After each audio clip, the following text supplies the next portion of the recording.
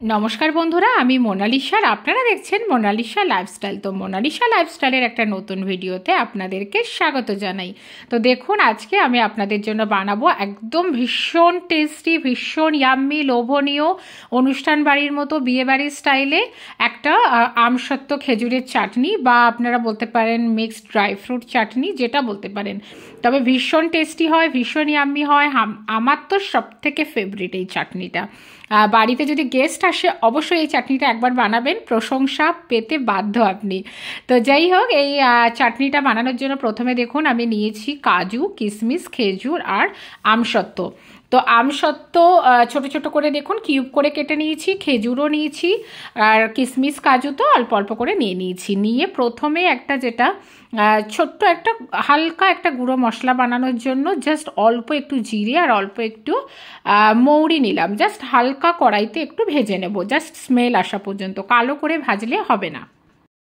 তো এই ভেজে নিয়ে ব্যাস হালকা করে একটু আধা ভাঙা করে গুঁড়ো করে নেব। ওইটা কিন্তু ভীষণ একটা সিক্রেট মশলা।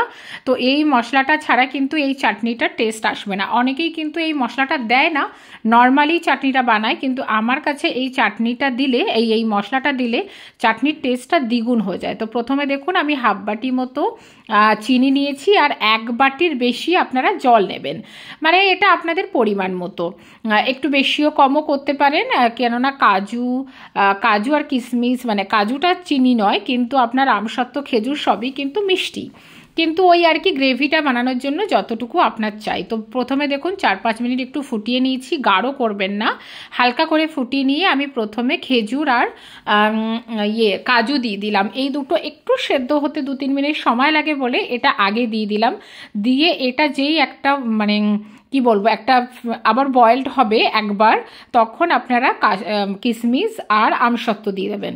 তো বন্ধুরা, এটা দিয়ে কিন্তু এবার 2-3 মিনিট ফোটাতে হবে, আরও প্রসেস আছে একটুখানি, তো সেটার জন্য ভিডিওটা স্কিপ করবেন না প্লিজ। আর দেখুন দিয়ে দিলাম নুন। নুন ছাড়া কিন্তু এই চাটনির একদমই টেস্ট হবে না। তো দেখুন এবার একটু ফুটতে দিতে হবে, 2-4 মিনিট ঢেকে ঢেকে আপনাদের ফোটাতে হবে।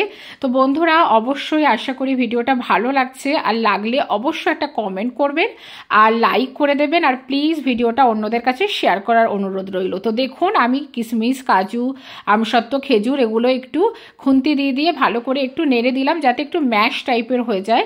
গিয়ে ঝোলটা, মানে যেটা চাটনির গ্রেভিটা একটু থক মানে একটু থিকি হয়ে যায়। সেই জন্য আপনারা চাইলে এটা কিন্তু আর একটু জল আর চিনি দিয়েও আপনারা করতে পারেন। আমি একটু বেশি ড্রাই ফ্রুট মানে এগুলো দিয়েছি, আর একটু কিন্তু গ্রেভি বানাতে পারেন। এবার আমি মশলাটা দিয়ে দিলাম, যে ভাজা মশলাটা করেছিলাম গুঁড়ো করে, আধা ভাঙা করে গুঁড়ো করে দিয়ে দিয়েছি। আর হাফ লেবুটা কিন্তু মাস্ট দিতেই হবে, লেবু না দিলে কিন্তু হবে না। আমি একটা বড় লেবু নিয়েছি বলে অর্ধেক দিয়েছি, আপনারা পারলে একটা লেবুও দিতে পারেন, ভীষণ ভালো টেস্ট আসে। লেবু ছাড়া কিন্তু একদমই হবে না, লেবু না দিলে কিন্তু চিনিটা জমে যেতে পারে, একদম ক্রিস্টাল হবে না। এবার একদম চাটনি রেডি।